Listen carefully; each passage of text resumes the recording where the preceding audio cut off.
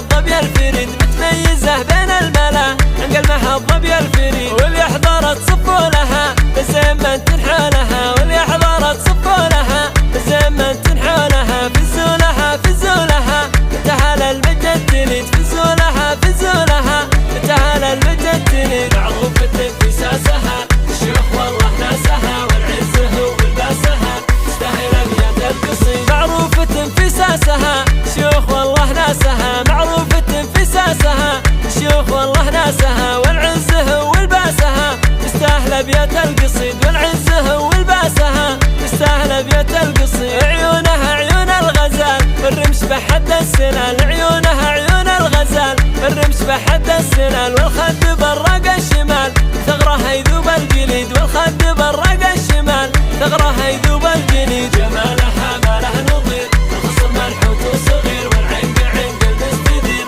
ما لها اشبه ونذير. جمالها ما له نظير الخصر منحوت وصغير، جمالها ما له نظير الخصر منحوت وصغير، والعنق عنق المستدير ما لها اشبه ونديد، والعنق عنق المستدير ما لها اشبه ونديد.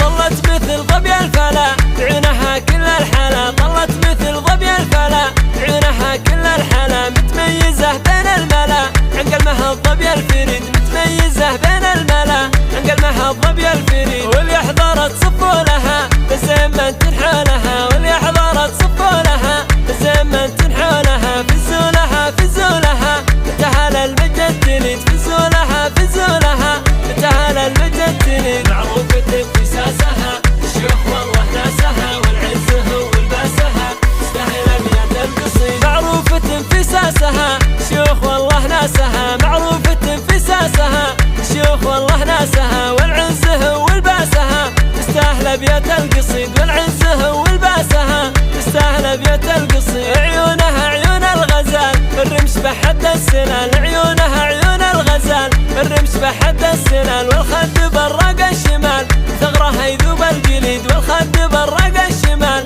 ثغرها يذوب الجليد. جمالها ما له نظير الخصر منحوت وصغير، والعنق عنق المستدير ما لها اشبه ونذير. جمالها ما له نظير الخصر منحوت وصغير، جمالها ما له نظير الخصر منحوت وصغير، والعنق عنق المستدير ما لها اشبه ونديد، والعنق عنق المستدير ما لها اشبه ونديد.